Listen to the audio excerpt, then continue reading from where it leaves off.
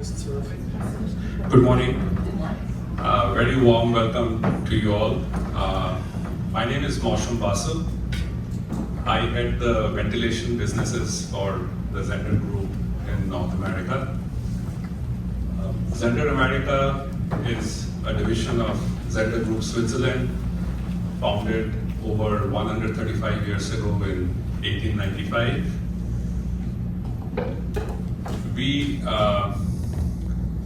are often referred to as the Ferrari of ventilation, being the thought leader and domain expert in all aspects related to indoor air quality solutions. As buildings get tighter and we spend more and more time indoors, the quality of air we breathe assumes critical importance. Yet, this is often one of the most ignored topics of the current time, which is why I guess we are all here today. As a thought leader and as a domain expert, we believe that at Zehnder it is our duty to be the torchbearer in educating all stakeholders, and we promise to deliver more and more such forums such as these to help spread end user awareness, awareness amongst all stakeholders, consultants, engineers, students, civil society, government forums, everybody, so that the air we breathe is suitable enough for our well health, while also taking into considerations the energy requirements and the sustainability footprint. So, without further ado, I'll hand over the stage to our moderator, Kakisha.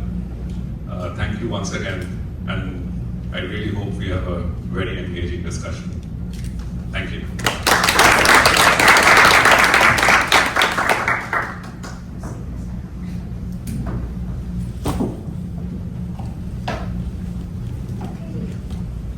Thank you, Mausham, and I'd request our panelists to make their way to the stage.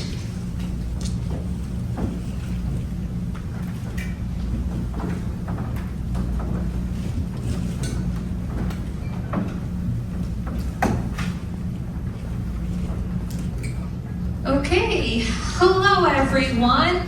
Welcome to The Air We Share, Ventilation Meets Sustainability. This is an event hosted on the sides of the United Nations High-Level Political Forum. My name is Kakisha. I am the Marketing Associate at Zehnder Group, and I am delighted to be your moderator for this event today that addresses a topic that is literally of critical importance to each and every one of us, no matter who we are, where we live, where we're from, and that is the air that we breathe indoors.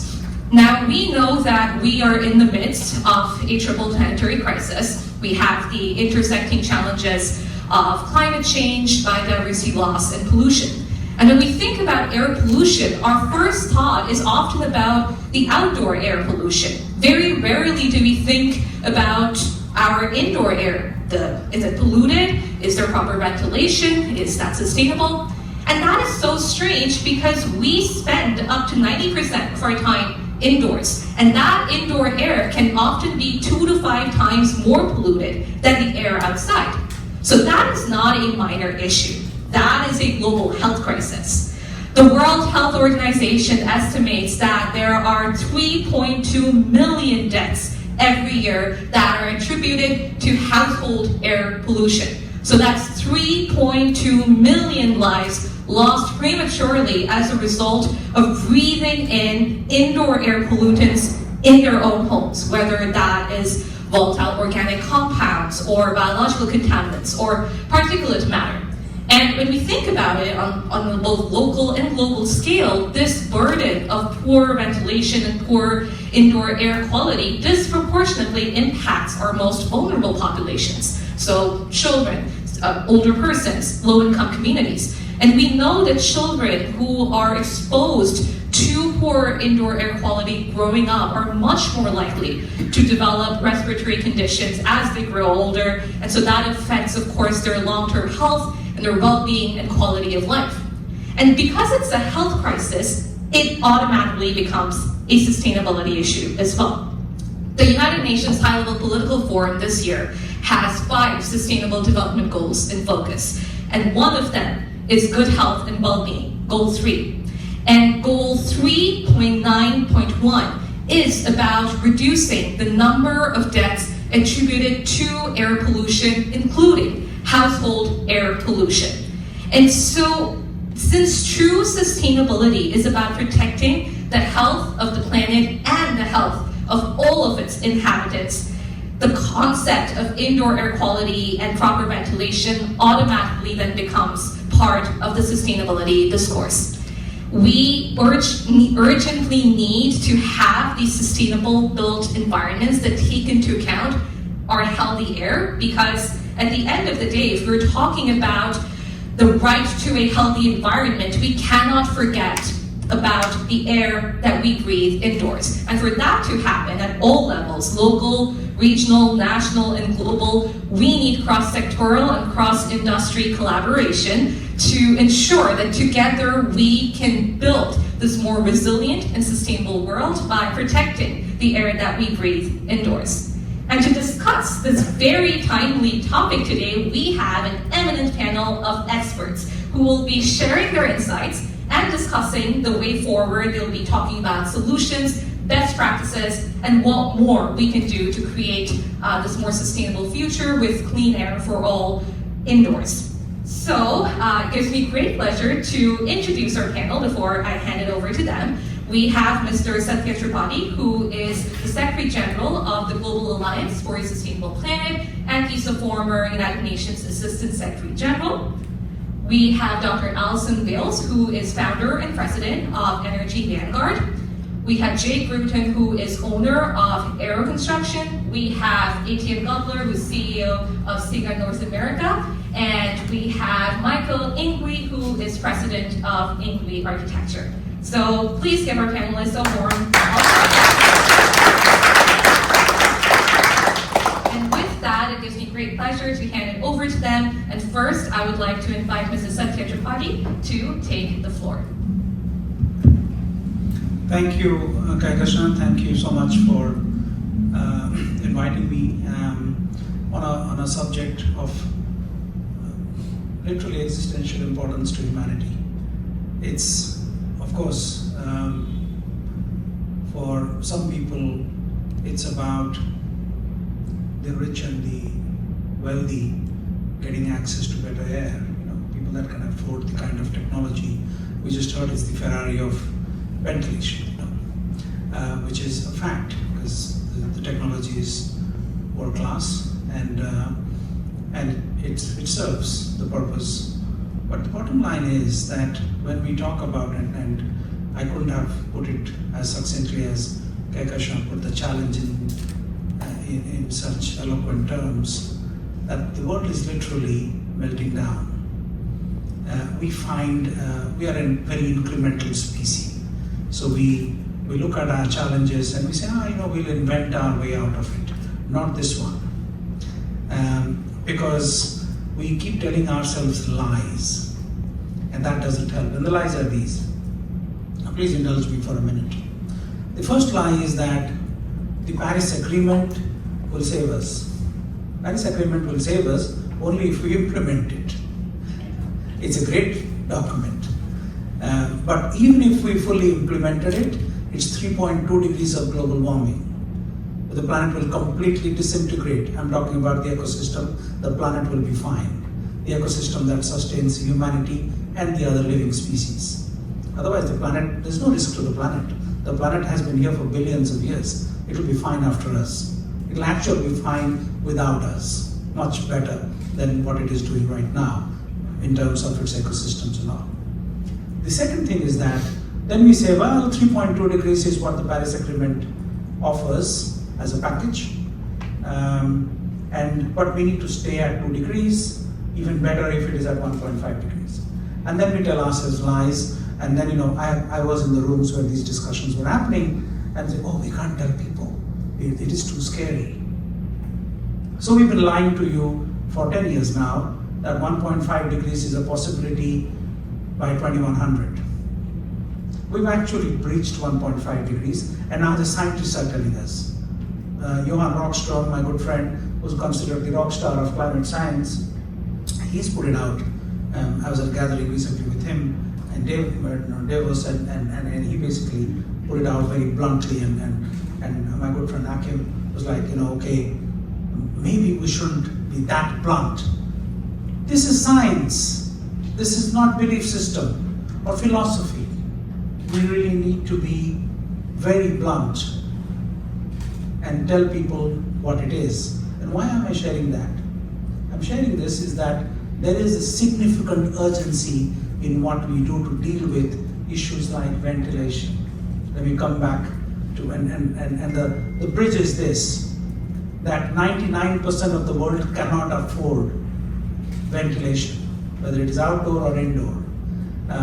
The organization I lead works at the front lines of the challenge with very poor people, who basically, their resilience is this little.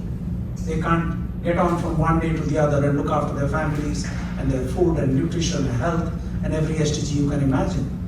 So my challenge to Zehnder is, as a friend of the cause, is that let's work together to find how do we bring the technology in an affordable way to the billions of people that really need it, more than the ones that have billions and billions in their bank accounts. They will survive. Resilience is about how much resources you have to get through a crisis, whether it is a landslide or a flash flood, or it's great heat, or you live in a controlled climate, whatever, every challenge has its resilience parameters. And people that have resources, they get through it. We're talking about people that do not have the resources. And how do we bring the best of technology, build the best of partnerships, so that, Zehnder can truly be proud of not just having the best technology in the world, but having that best technology to those that need it the most. And all technology can be mass produced. And there is enough evidence in science and economics to prove that. When we had, take the color purple. Just 300 years ago, only the queen could wear color purple. Then, the royalty started wearing little patches of purple in them. Now you walk the street, every Tom, Dick and Harry wears a color purple, a dress that is purple, It's not so. Same with sugar. Initially, when crystalline sugar came to the market, only the royalty could afford it. Now you could just go to the shop downstairs and pick up a kilo for less than $1. So that's the power of technology, and it can be mass produced, and it can still be profitable. So how do we get to that point? And I think that's where the power of the idea is. How you bring the best of humanity to those at the bottom of the pyramid. Thank you.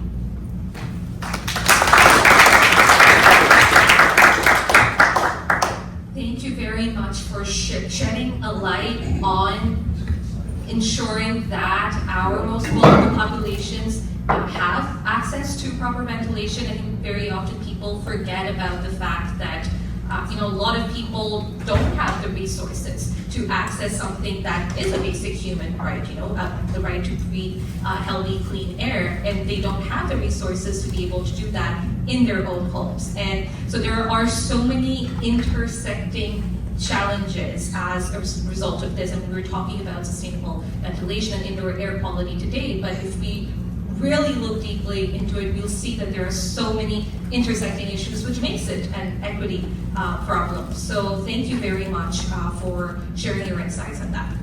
I will now hand the floor to Dr. Allison Fields. Oh, okay, thank you. That was great.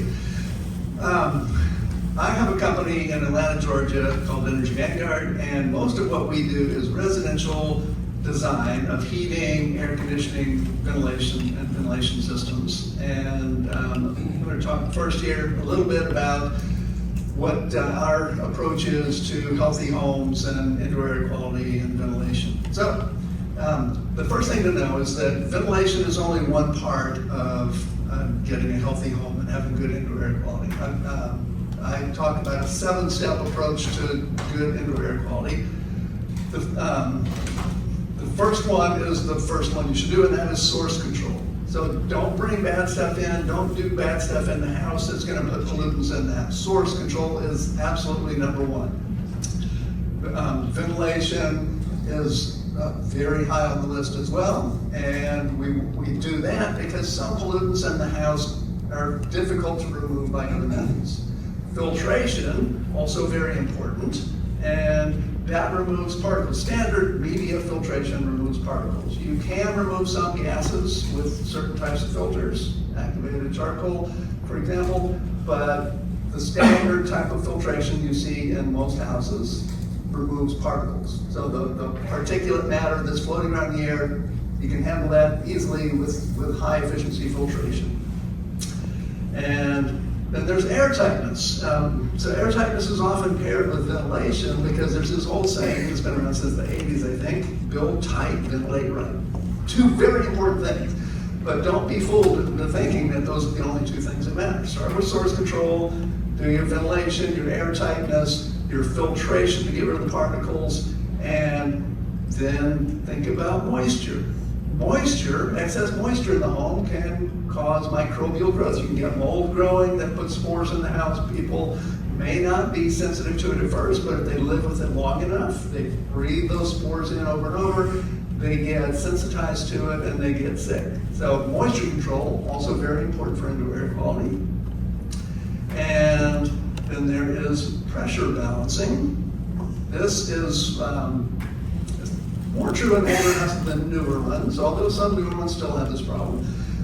In an older house, with a central air conditioning system, you have a supply vent pumping air into the bedrooms. What happens at nighttime? People go to bed, they close the doors. Now you're pumping that air in, and where the return is, in the living room or the hallway, you're pulling air out, so you're creating positive pressure in the bedrooms, negative pressure in the hallways. That can drive infiltration, where the negative pressure is, and exfiltration, where the positive pressure is. So we need to do pressure balancing. Another way that affects indoor air quality, if you have atmospheric combustion, like a natural draft water heater inside the living space, and it's not far from where the return vent is, and you close the bedroom door, so you got a negative pressure building where that return vent is, you can backdraft the water heater that will then put carbon monoxide and other exhaust gases directly into the air, and it can send that to the bedrooms and poison people. So pressure balancing also very important. And the last of those 7, I think I did 6 already. The last of the 7 is monitoring.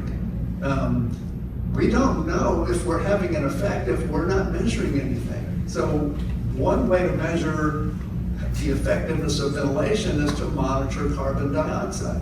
Carbon dioxide is not a pollutant at the levels that you're going to see in houses or most buildings, but it is an indication that you're not getting enough air exchange with outdoor air. And another type of monitoring that would be important is monitoring of the outdoor air. You don't have to have the monitors in your yard. There are plenty of online monitors you can check for outdoor air quality. And you can just look outside sometimes. If you get wildfires going on, you probably don't want to be bringing in outdoor air unless you are filtering heavily, including with activated charcoal, because you will be getting gases as well. Some of the biggest mistakes that we see now in our design practice, we don't touch on all those things. We can make recommendations to people about air tightness and pressure balancing and things, but on the mechanical design side, we're dealing mostly with the pressure balancing, making sure that there are adequate return air pathways, and the ventilation system and the filtration. We recommend MERV 13 filters with no bypass, so the filters fit in there tightly. And on the ventilation side, we usually design balanced ventilation systems like the Zehnder ERV and So some of the common mistakes we see when I go into a mechanical room or an attic or wherever the ERV is sitting, and I see immediately coming off of it that the duct is coming out and it's turning 180 degrees. That's an airflow problem, and you may not be getting balanced ventilation depending on the system. So installation is really important, getting that done properly, and sizing ventilation equipment properly is important. In our practice, we specify ERVs that have about twice the capacity that they need to run continuously, because the system will run more efficiently, it will be quieter, and you can boost it when you need more ventilation. You want to size it properly, and on the recommendations of what builders and designers need to know about this stuff. They don't need to be engineers themselves. That's not going to happen. But they should be able to take a look at a duct system with a 180-degree immediate turn coming off of an ERV and say, okay, that needs to be fixed. That's not right. And they should know enough to have somebody on board who understands the airflow issues and who's done a proper design. Don't just have a mechanical contractor come in and figure it out on the fly. Have an actual design. So that's my recommendations.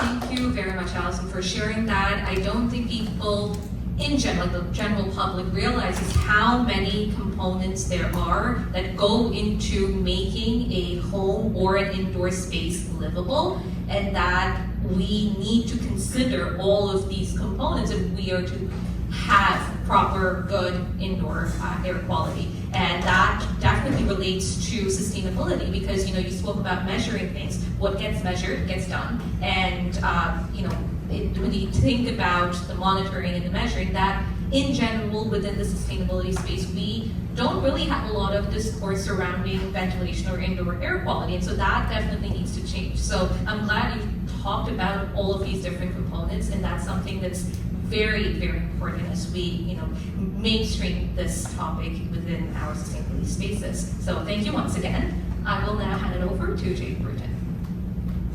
Can you guys hear me? Yeah, perfect. Thank you guys for having me. Thank you guys for coming as well.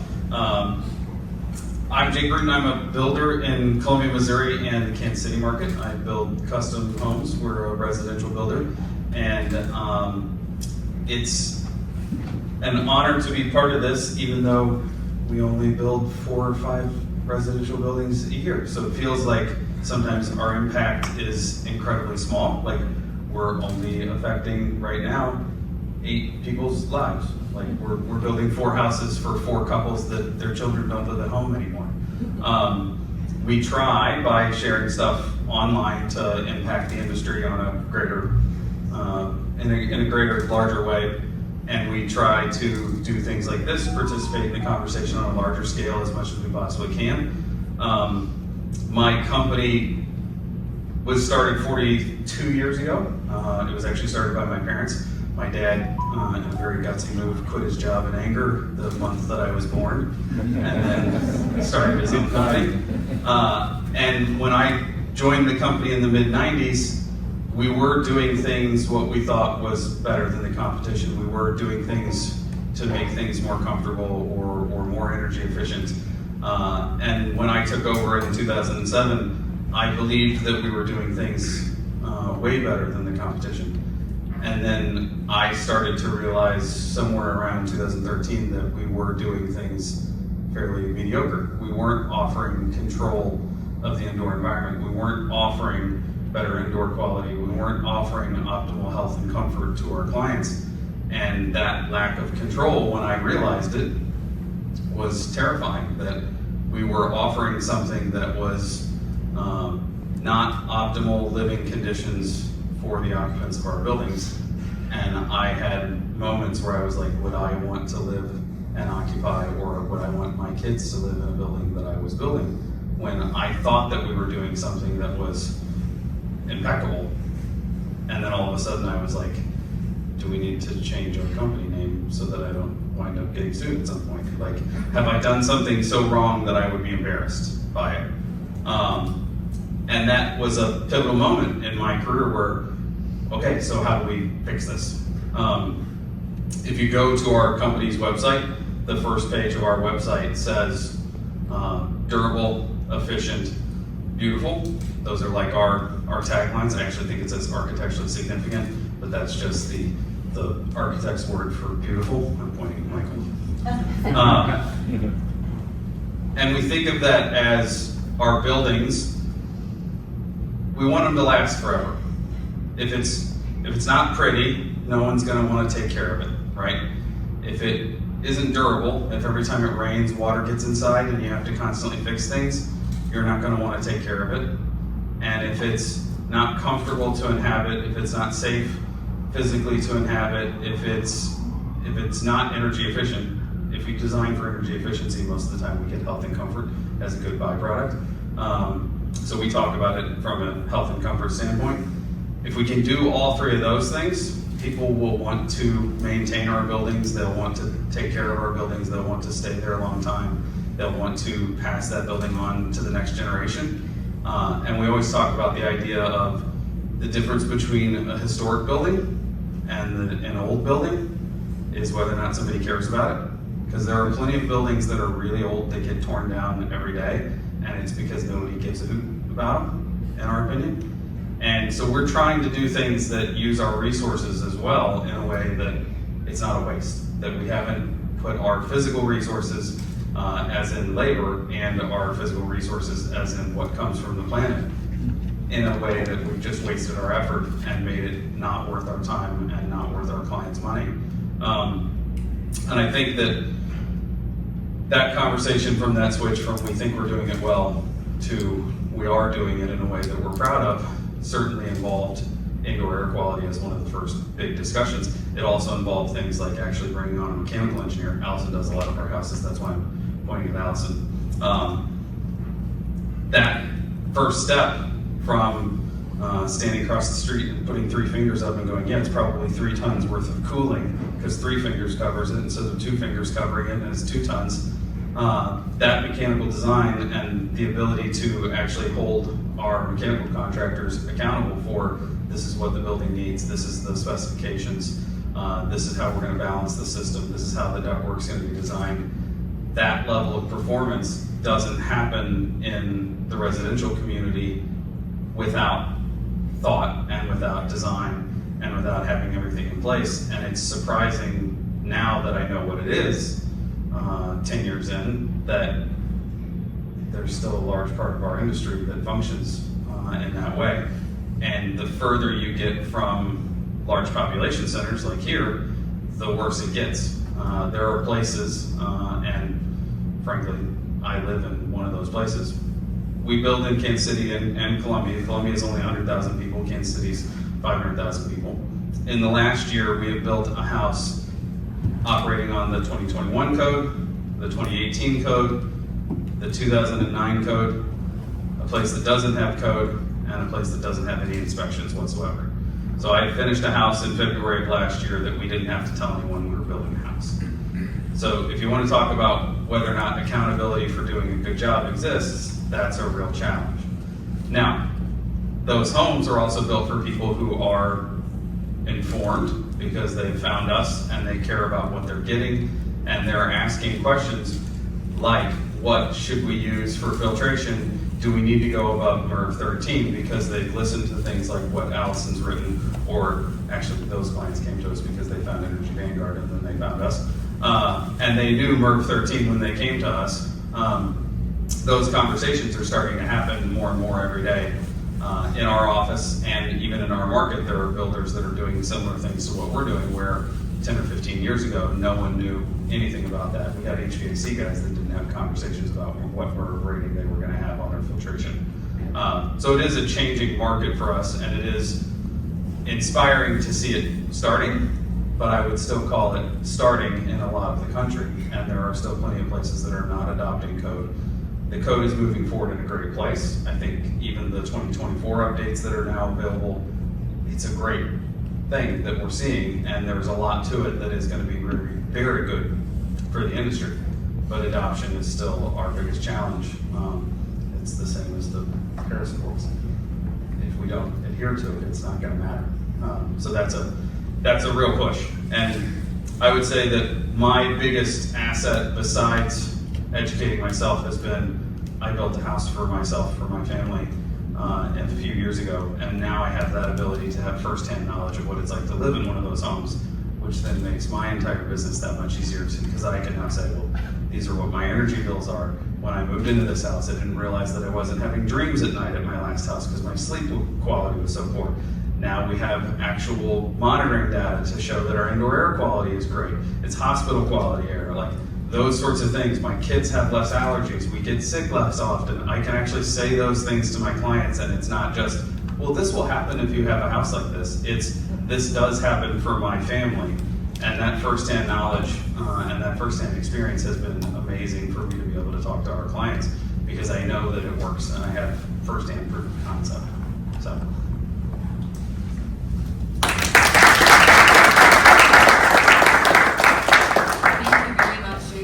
Sharing the work that you and your company do and speaking about how beneficial that first-hand knowledge is and how it helps you to create homes and really safe spaces for people to be able to breathe healthy, clean air in their own homes. And you mentioned in the beginning that the number of people that you reach out to, but honestly, it starts with every small step, and those small actions build up to greater change all around the world. So thank you very much for sharing the good work that you're doing in this space to create good indoor air quality for the clients that you serve. So thank you once again. And I will now pass it on to Etienne Gutler. Yeah, good morning everyone from my side. Thanks for being here. Thanks Jake and everyone on the panel here for being here and sharing your wisdom. I got stuck on something you said about the code, and it's a crazy example because I know we have it across the country where even within one state you have so many restrictions, you have different code adaptations, it's not uniform. There are other states that are further. I've been in the US for about 10 years. I have the privilege of being responsible for the US and Canada, so I'm able to travel, to go to different conferences and also to witness how are different regions adapting energy efficiencies, air quality requirements. And I've always said there are kind of two ways how you get change done. You can either inspire people or you can force them. Forcing means you have a code. And I would say my conclusion, unfortunately, is we have to force them. I've seen the biggest progress has been done in provinces and in states where you have forward-thinking legislation. New York is definitely among them. You guys, and I think a lot of people will be jealous. Obviously, depends on what side of that equation you are. For example, local law 97. Michael and I just talked about this, how the next 5 years we will see a big change in New York, how big buildings will address energy efficiency. And the way energy efficiency is addressed is typically with three things. You need to insulate your buildings, you need to make it airtight, and you have to ventilate them right? And so a little bit about myself, I'm Etienne, as mentioned. I work for SIGA. We're an airtightness company coming out of Switzerland, and we are a crucial component for ventilation to really work well. Imagine, you guys have probably suffered through the heat wave as well. Let's say you have a heat wave and you want to air condition a room, but you leave all the windows open. It's not gonna work so well, right? With air quality, it's very similar. If you have polluted air outside, you leave your windows open, the ventilation system can't really do a lot. So it's super important to seal your building. When I came here 10 years ago, and still today, I get this kind of misconception that houses need to breathe. We have someone on this panel who wrote a great book with the question, should houses breathe or not? And I think my response to this, people need to breathe, right? Houses don't need to breathe, houses need to be able to dry, right? If you have any moisture, you want this to dry, but houses need to breathe. And in order for us to get good air quality, air tightness is and needs to be the starting point. we need to separate the outside from the inside so that we can control what's going on, right? You don't want to breathe air that comes through potentially dirty attic insulation. That's not the air we want. We want to be able to filter, and you can only filter what you control. So that would be kind of one of the message. I also was, Alison, you mentioned your first tool, and I think it's so important. Source control. What does source control mean? There, as a let's say as a homeowner, right? I would say my main control in terms of source control is what do I bring into my home? What kind of couch do I buy? What kind of paint do I choose? You know, I can control some of the chemicals I'm introducing into my house. Also, depending on my system, how I ventilate, how I run my mechanics, I have some control. But there's a part of the control that's often not up to the homeowner, and that's what kind of materials are introduced during the construction process. And there are various different labels, and we really see this now. Speaking as a manufacturer, we see how the topic of what's inside becomes more and more important. Same as with your food. You want to know what's in my food, right? I'm going to put this in my mouth, right? So better know what it is. And for building materials, we see this more and more. People want to know kind of full assessments, you know, from a carbon footprint, but also from an environmental point of view. And I think for us, it has always been an understanding that we want to manufacture everything without VOCs, so back to kind of don't even put it in, so that in order for us to get a healthy indoor environment, we need to make sure we introduce materials, and there are choices. So if you're a design professional, I'm sure you have heard of like Red List Free and Living Building Challenge, Living Product Challenge. There's a lot of kind of different labels out there that are trying to address that. But I think it's also for you important to focus on that, right?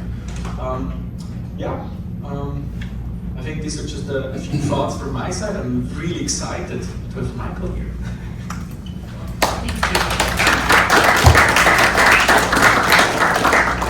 Thank you, Etienne, for sharing your insights on this topic. And at the beginning, you spoke about forcing people to kind of adopt that change. What Cynthia was mentioning earlier about the Paris Agreement, that is non-binding, and that unfortunately means that people, if they are inspired, they'll follow it. If they're not gonna. And so that's where the importance of legislation and having code and ensuring that you have these parameters in place to ensure people are going to follow that. That is the way forward for a lot of companies in a lot of spaces. So thank you very much for sharing your insights on that and for speaking about the importance of moving forward in that way. So thank you once again. And I will now pass the floor to Michael.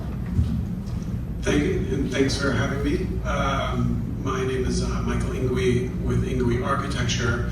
We are a New York City-based architecture firm and design firm that does a lot of historic buildings in the city. We do some work outside of the city. A lot of our buildings are landmarked, and a lot of our buildings are Passive House certified or are built close to it. The way I describe our buildings is when I walk through with a client, very often into what looks like a very nice building on the outside, but has been through a lot of lives on the inside, is if you want a house that doesn't really have too many bugs or dust, we can do a passive house. We can seal it. If you want a house that has almost no street noise, we can do passive house windows. We can seal them. If you want a house that has filtered fresh air 24/7, we can do a passive house. And I don't get to the energy efficiency. I don't get to the part that our houses need almost no heat in New York. The boiler doesn't really matter. We're heating these houses 7 nights, 8 nights, maybe 10 nights a year, tops. I don't get to that part because people don't know to ask the question, can I have filtered fresh air? In a house, they don't know they can have it. It's not a question. It's not something that any of us have been taught. I was never taught in architecture school. For 20 years before I knew what a passive house was, never put in an ERV. You're not required. Now, what's funny is casinos pump in fresh air. They want people to stay awake. So people do know you can do it. The technology's out there. You've got incredible companies like Zehnder, but People don't know that you can have these things. And when they know that you can have them, they want them. They cannot unlearn it. It's impossible. It's impossible for that client to then continue to work with me or any other architect that they're going to work with and like, I want the house with the holes. And I don't want the filter. I want the dirty air. Give me the dirty air. They just cannot. And so forums like this are incredible. I've been invited to speak at a lot of different places, and I still remember the first place I went to, and I thought I was the man. It's like, I'm going to teach everybody everything. And I went into this, it was in Germany. I'm telling you, everybody schooled me. Everybody had been doing this for 20, 30 years and knew so much more than I did. And that's when I realized how much this community knew, and that we already have the cheat sheet.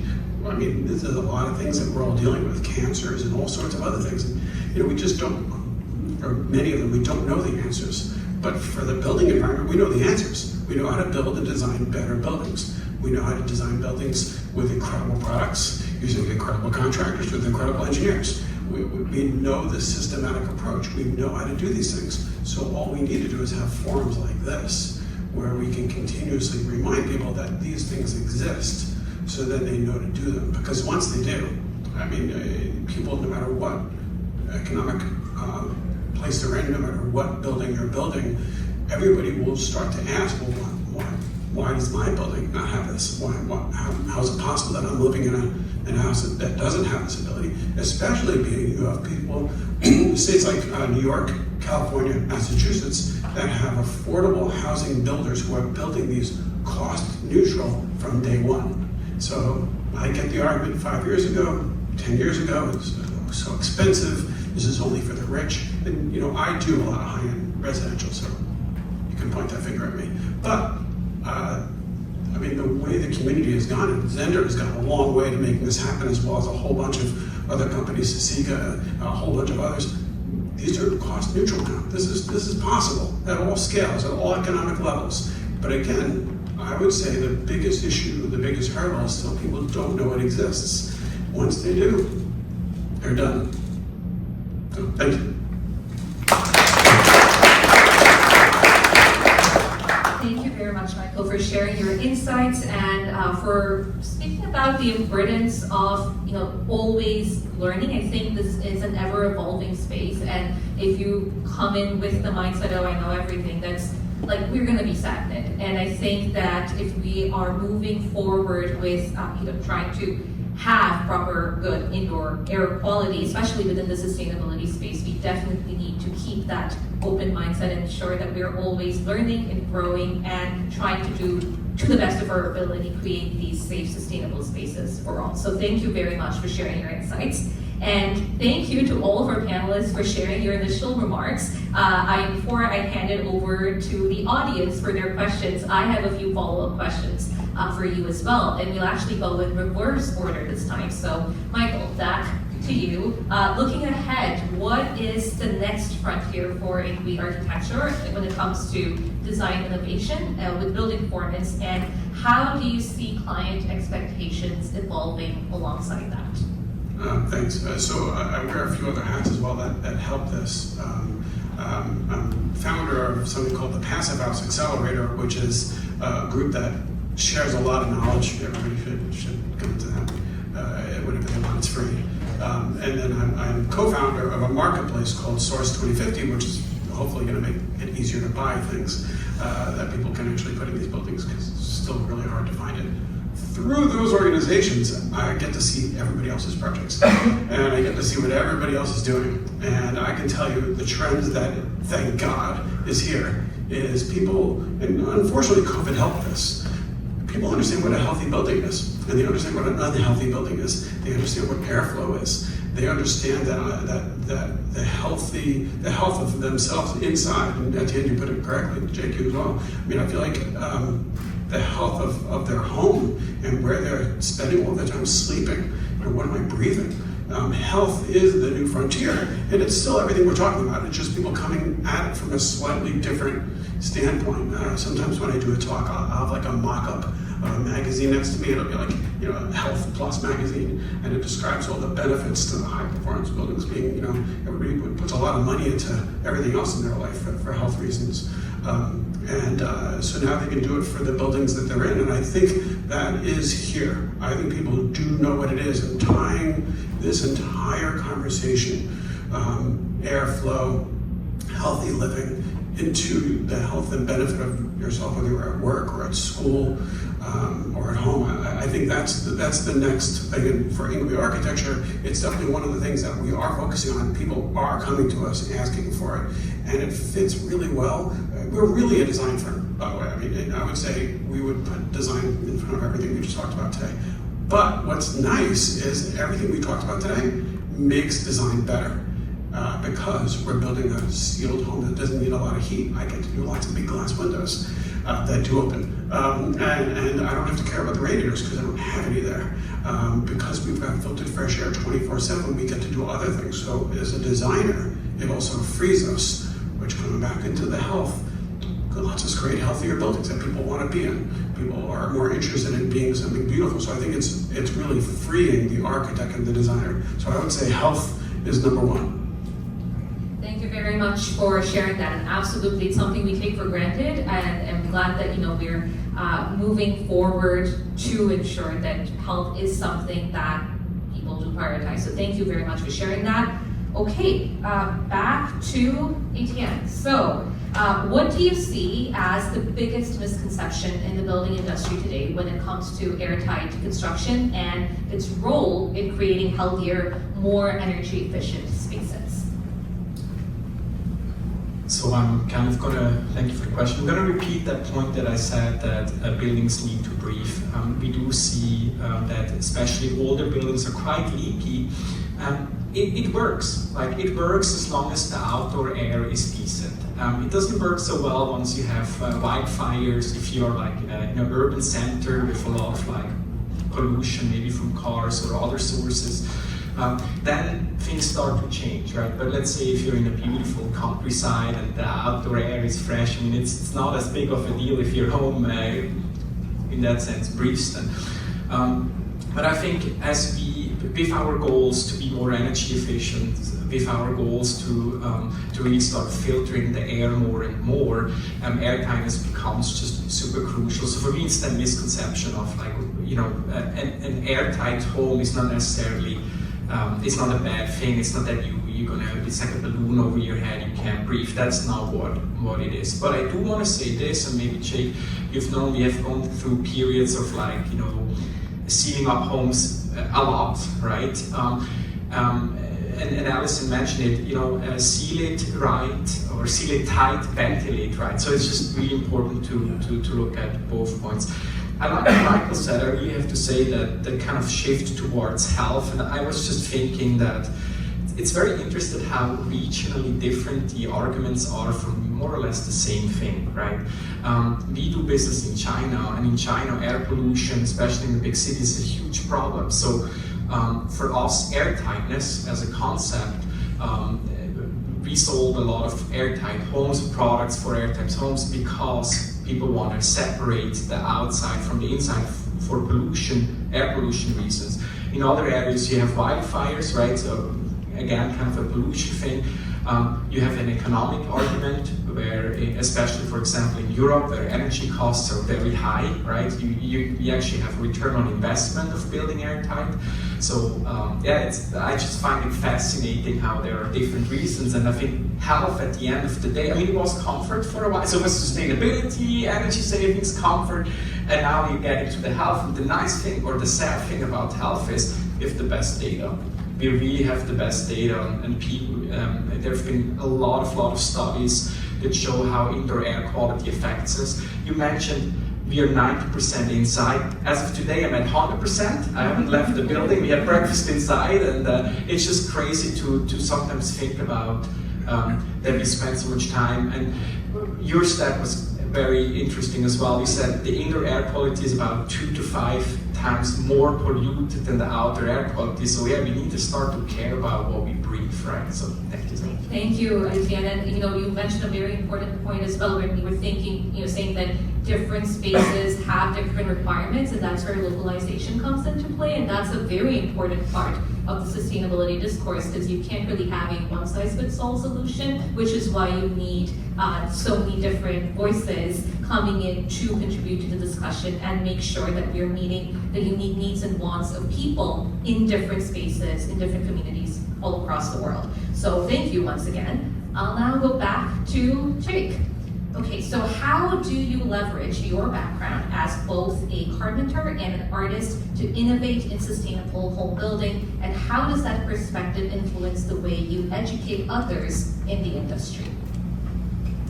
Good question. So on the regionality side of things, I read a few years ago that there's something like 200,000 independent contractors in the residential side of the industry in the United States. It's kind of, I think the closest thing we could equate it to is like independent restaurant owners.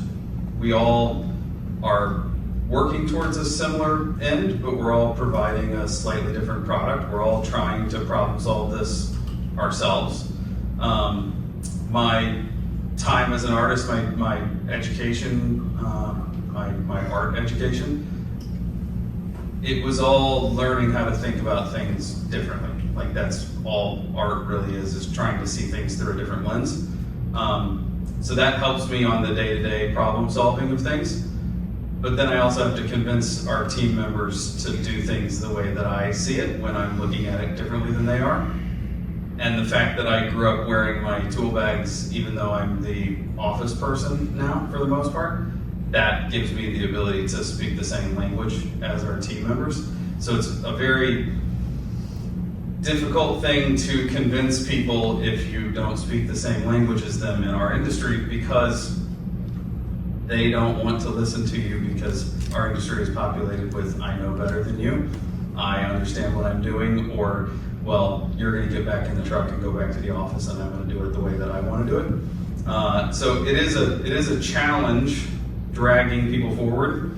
But then once we get there, it takes, once we get there, it seems that buy-in works quite well. Michael and I were having a conversation about even when I took over the business from my parents. My dad didn't believe in any of the stuff that we were doing, to the point that he worked for us multiple times and got fired or quit multiple times over not agreeing with the way that we were doing things. And it took me building my own house and him stumbling upon an electric bill at our house. And I got to like see his brain understand that our house uses less energy than his, and he has gas and electric, and his house is smaller and mine's only electric. And like, I got to see buy-in happen on his face. And so like, I understand that that sort of thing is difficult to do when I'm making content to try to share with people, that like, that's someone who cares about me not understanding what we're doing and not wanting to believe in what we're doing. And so you really have to understand how to explain it. You really have to understand what the code is. You really have to understand how to execute everything. And so it's a real challenge to be like, you have to do A plus B plus C to get to D, and here's everything that goes with it. So I try to explain everything as if I'm explaining it to the youngest team member on our group, and I'm trying to explain it to a client at the same time. And then I think, okay, did any of that make sense? The whole way through. Yeah, thank you for sharing that. And I think that people are resistant to change. A lot of people are, and a lot of the time it's because either they haven't seen it work for themselves, or they think that, as you said, they that's in their way is the best, and why fix something that isn't broken in their minds? And I think that in the way you spoke about doing it and trying to gradually change those mindsets and succeeding, I think that's a really good way to ensure that we are able to lead the way forward in terms of creating healthier, safer spaces for all. So thank you for sharing that. Now back to you, Allison. From your hands-on experience in the field, what is one change, big or small, that you believe would make the biggest difference in how we design and install ventilation systems in homes today? Oh, that's a tough one. Just one thing. Well, I'm gonna act like a politician and answer the question I want to answer. I will come up with one that's more important, but let's start with design. And ventilation systems are not something that you just show up, you buy a piece of equipment, show up and you install it. You actually have to think about this ahead of time. You have to have a plan because it has to work with everything else in the house and it needs to be sized properly. I mentioned that before. So you need to have a design. And then you've got to have buy-in, as Jake mentioned a minute ago, you've got to have buy-in on the installer. So we're going to take that design and say, okay, I'm going to make this work. Now, pretty much every design needs some modification in the field. Once you get on site, there's things that are going to be in the way. You know, the framers put a beam where it wasn't on the plans and things like that. So you got to have somebody on site who buys in and knows what they're doing when they make the changes. And you've got to also, then once everything is installed and the house is ready, you have to commission that system. Commissioning is super important and that gets neglected a lot. They put the system in and assume, okay, we've got a ventilation system, they're going to have clean, fresh air, they're going to be healthy and wise and wealthy and all that stuff. No, that's not how it works. You have to commission the system to make sure you're getting the air where you need it, it's running at the right speeds and all that stuff. And then there is maintenance. Maintenance is huge because with a heating system or a cooling system, the occupants know when it's not working because the house is not comfortable. It's too hot or too cold. They know if it's not working. If the ventilation system's not working, they don't always know. Sometimes they do know because there's one problem that shows up a lot with ventilation systems, and that is that the house gets too humid. And that's a common complaint because the ventilation system's not done properly. So maintenance is really important. Make sure that the filters get changed. This is huge because filters often get ignored and they clog up, and the system then the airflow can drop a lot when you don't have a clean filter. So maintenance is really important, and I would say my number one overall thing, probably quality control. Have somebody involved in quality control. This is one of the biggest issues. I spent a year remodeling my basement, and I wrote an article about quality control, the lost art of quality control, because even if you have somebody on site, and I was there a lot with my basement remodel, but they did some stuff when I wasn't there, and it drove me crazy because. So you've got to have somebody on site monitoring the quality of the installation and making people redo things when it needs to be redone. Because this goes in for a long time. You want it done right from the beginning. Absolutely. Thank you for sharing all of those things that need to be changed. I mean, honestly, it's not just one thing. There's so many things that need to be changed and improved. But yeah, thank you for highlighting the importance of quality control and making sure that there is some way that we know that, okay, yeah, if this is wrong, we need to change it, and we need to change it now because it is, after all, a health problem, which in turn changes into an equity problem and a sustainability problem. So thank you very much for sharing that. And finally, back to you, Satya. The 2025 High Level Political Forum, we have 5 different sustainable development goals in focus, one of them being good health and well-being.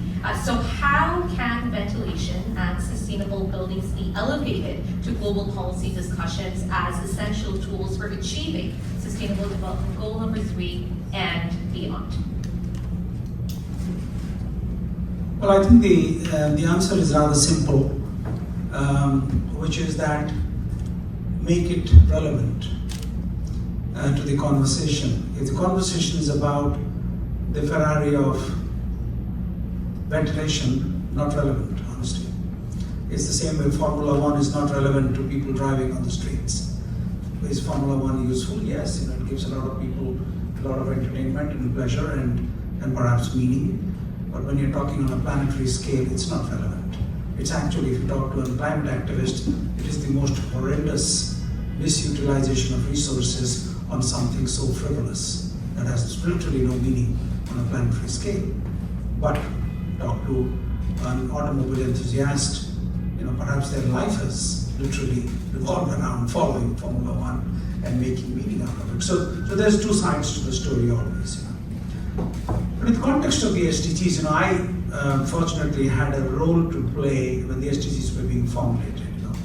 The UN appointed a high-level panel for the post-2015 development agenda, and the office I was heading at that time, the UN office, Red Plus Coordination, which was the Forest Conservation Office, UN ORCID, was backstopping President Yudhoyono at that time, who was the President of Indonesia, was one of the three co-chairs, alongside President Ellen Johnson Sirleaf of Liberia, and Prime Minister Cameron of the UK.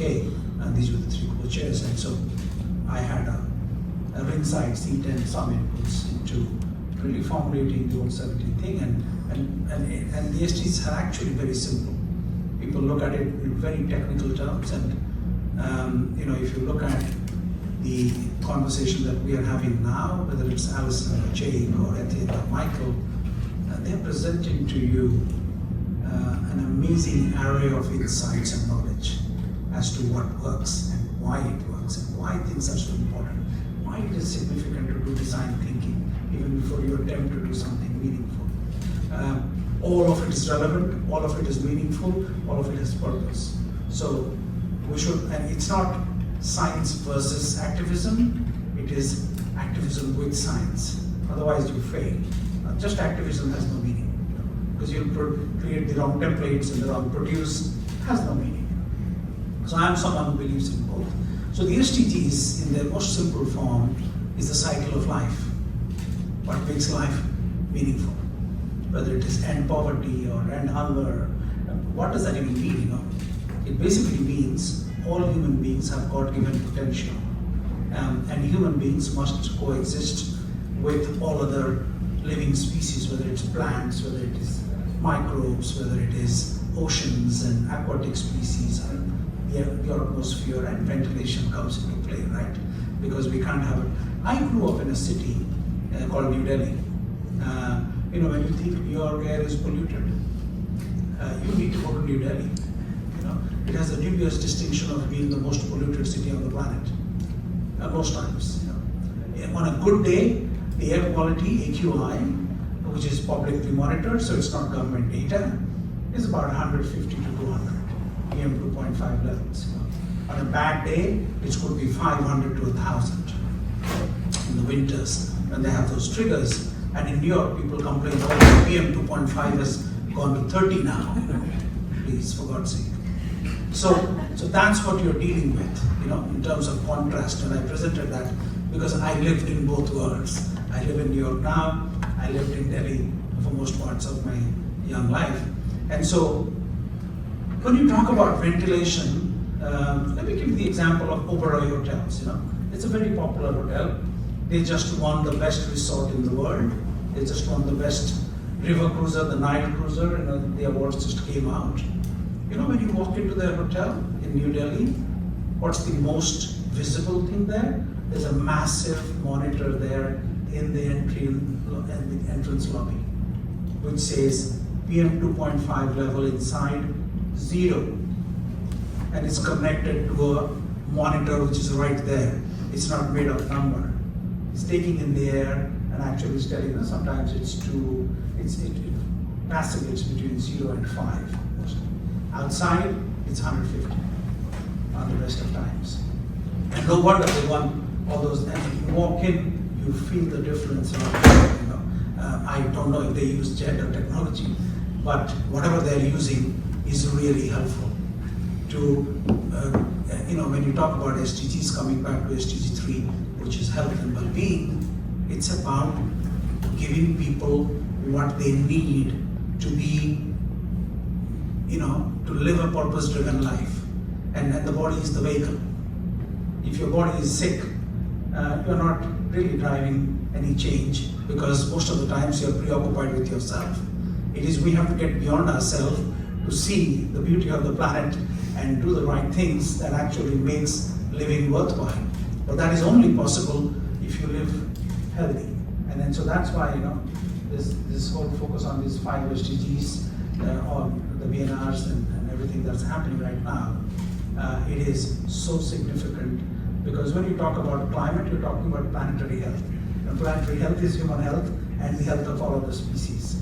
So it sounds very technical, but it isn't actually.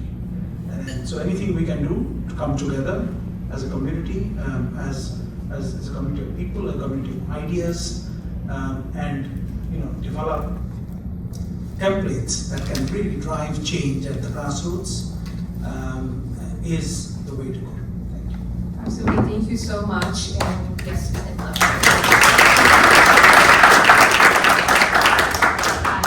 a lot of the people do look at the Sustainable Development Goals as, it's, as you said, it's too technical, but really it is a framework of action, and that can only be realized if there are actions taken on the ground in various sectors every single day, and our panelists have reflected those actions that are being undertaken. And so thank you once again for speaking about the importance of that and connecting SDG 3 and its importance to actually all of the SDGs. And with that, I'd like to thank all of our panelists for sharing your views and insights on this very, very important topic. And I will now hand it over to our audience to ask any questions you might have for our amazing panelists. Any questions?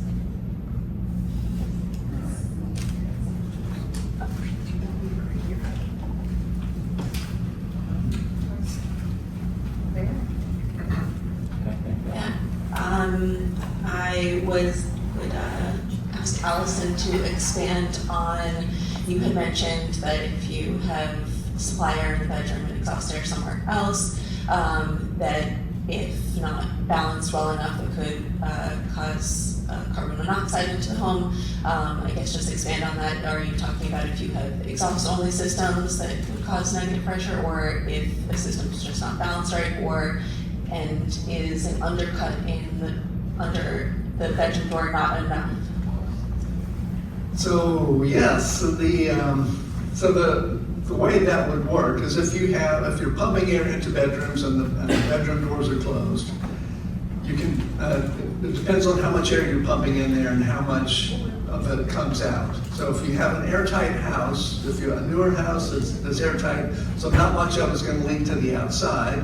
And if you don't have enough of an undercut at the door, and you're not getting much of it coming out, you build up a positive pressure in there, and that pressure can be significant.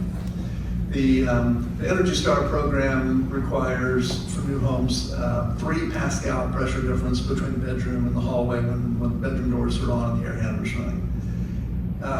It's not hard to get 6, 8, 10 Pascals of pressure difference, 3-4 times as much as Energy Star would allow. And that 3 Pascals from Energy Star is just a random number they picked. They said, okay, 3 Pascals is probably okay. I don't think there's any real science behind it, but it should be a good number. 3 Pascals is a pretty small pressure, but it's significant in terms of the dynamics of the house. If you have a natural draft water heater, so if you've got a gas water heater with a flue on top and there's a little gap, you can stick your fingers down in the flue and burn your fingerprints off. That kind of water heater can backdraft. So if you put a very high positive pressure in the bedrooms, where the return is going to have a negative pressure. And I lived in a condo like this. So we had a laundry room that had a furnace and a water heater in it, natural draft water heater.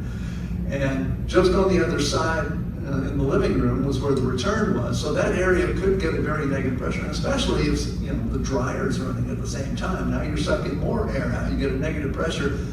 That can cause air to come down the flue of the water heater. If the water heater is running at the time, that means all the exhaust gases are going into the house. That changes the dynamics of the combustion process as well, and probably creates more carbon monoxide than if all this stuff is going up the flue. So that's how that happens. Is an undercut enough? It can be. If you have a very efficient house, like the kind of house that Jay builds and that Michael designs, and that Etienne supplies products for, the loads are small enough, and if the system is sized properly, if you have an HVAC designer who knows what they're doing, they do manual J, and they don't fudge it, they don't add load where you don't need load. The airflow needed for the bedrooms is lower. So if you need 50 or 75 CFM cubic feet per minute of air in the bedroom, it's a lot easier to get that out through an undercut. And it's not just the undercut, because bedroom doors usually don't have weather stripping. So you also have some leakage around the door. You take that handle of the door is closed, and it will move back and forth. There is some space around the edges where air can move through too. So my friend John Simmelhack in Virginia, great contractor, designer, does a lot of passive house and super efficient houses, and 75 CFM I think is what he said is sort of the cutoff where you have to have too big of an undercut. But regular half-inch to 1-inch undercut can handle up to about 75 CFM. Thank you, Elson. And we have another question right here. Oh, Wait. I'm sorry. Oh, One okay. more real question. Did you ask one? No, I'm asking that. You said MERV 13 a while ago and then didn't qualify as to why. So why MERV 13? So you're talking about when I first spoke? Yeah. Okay, so MERV 13, yes. So MERV stands for Minimum Efficiency Reporting Value, which tells you, number one, that engineers came up with that name because it tells you nothing really about what it is. It doesn't give you no idea that it really relates to filters, but it's a filtration efficiency rating from ASHRAE. And it goes from 1 to 16. 16 is the best, 1 is, I think, not even available. The typical 1-inch fiberglass filter is MERV 2. So MERV 13 is where IAQ researchers say you want to be, because that gives you really good efficiency of filtration. 85% of the PM 2.5, particulate matter 2.5 microns or smaller, it gets filtered out on one pass. But in an HVAC system, a heating and cooling system, you're going to get multiple passes. So this gives you really good filtration. MERV 16 gives you higher efficiency, but you're going to have to embiggen that filter more than you want. And biggin, in case you're wondering, is a perfectly cromulent word. Look up The Simpsons and you'll find it. Great. Thank you, Elson. Yes. This is primarily for Mr. Tripathi. My interest has always been in construction reuse, construction material reuse, and I just want to recount the story to you. A couple of years ago, Jessica Tisch, the current police commissioner, was the sanitation commissioner of New York. And she was speaking at an event, and I asked a question. I said, what about construction reuse? Okay. Clearly, she knew what I was talking about and had no answer. I just was wondering, I take it, I've been to India myself, but I take it if you were to talk to the construction commissioner in Mumbai or New Delhi or Berlin for that matter, it would probably be a similar situation. Would you agree, or have you seen other creative reuses? I realize reuses is primarily a labor problem, not a material structure, especially in construction related. Just wondering what your thoughts are. I am a possibilist, so my answer would be yes, actually. You can reuse everything. But what's the pathway to, because the structures are very different in terms of construction materials and constructed structures. If it's in India, it's cement and brick structures mostly. Here it's very different. And of course, it's catering to a very different climate. So hence the difference of construction materials. So in those contexts, there is reuse, and the reuse is mostly replacing sand or mud or something as landfill. When you're building a new building, you need a firm foundation. So most of what you break down actually goes in right there, in between the foundation that you lay and provides a very firm basis for building something. So, you can blame it, or you can thank economic disparities for this particular way construction material is used, because otherwise you'll be paying millions of dollars if you're building a big building to somebody, some contractor that then carries dumpsters, finds sand from the river and destroys that ecosystem. So I think in that way it is already being used in most of the developing world. Whatever gets broken down travels somewhere within the city and gets dumped into new building foundations mostly. So that problem is not here. Here is a very different problem, because the material that you break down is very difficult to reuse as building material because of regulations, standards, and the fact that it's mostly a hollow structure with different fillings within the walls. It's very, some of it you can really, and when I was at the UN, we did look at it very carefully in terms of providing some guidance to the world at large as to how you can reuse or repurpose, abandoned buildings or all. And the consensus was that while you can look at the energy systems and you can retrofit and other things, retrofitting the entire building per se is a far more expensive affair. And since climate change and our response to climate challenges is mostly about cost, and so that's why it has not taken as much a prominent seat in the conversation as it should. But coming back to your question, very valid question, and everything is possible if you ask me. We just need to put our heads together, look at the different constructed structures and what comes out of it. If you are repurposing it, how can you reuse it? And so it's more a question of time, attention, and resources. Thank you very much for that response. There's a question here. Hey, if you don't mind, I wouldn't mind just saying one little thing on it. Go ahead. We do a lot of historic retrofits in New York, and it's, I think you hit one thing in the head, it's planning. We just finished a firehouse conversion on East 25th, not too far from here, where the contractor and the team on it went through the whole building before we did demo. And we knew where the joists were going before they hit the dumpster. We knew where the old kitchens might go. We knew what would we weren't saving because it had lead all over it and there's just nothing you could do about it. We planned for those things. We reused all of the tin in that house. We wound up reusing a whole bunch of windows. It's planning ahead of time, one. Then two, the carting services in the cities, New York's one of them, you pay more not to sort your garbage. So more requirement on sorting, I think also helps what you're describing, because if they don't sort it first, you can't recycle it second.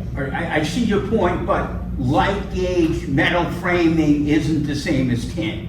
I mean, sorted, yeah, exactly. Sorted right. Sorted right, and all of a sudden you can do something with it. But I agree with you. Yeah, Lightweight metal framing is not the same as concrete floor, which is not the same as the dirt we're removing that can't really be used for fill. Right. Sorted correctly, all these things are gold. There are different people who do it different ways, but you require the carting community to sort yourself. You're involved even more. Can I just add one thing to that real quick? So, yeah, reusing stuff is great, but you also have to be aware that in the old days, they used materials that are not legal to use anymore in a lot of places. Asbestos, for example, you have to know what you're looking at, lead. So be careful with the materials and have somebody who knows how to identify the bad stuff. That's a good point. Great. Thank you very much for your responses. Yes, please go ahead. My question is to Mr. Tripathi, and the rest of the panel can chip in. Today we are lucky to talk about quality of air, but as we mentioned in the panel, a lot of countries like New Delhi, China, they're dying of poor air quality.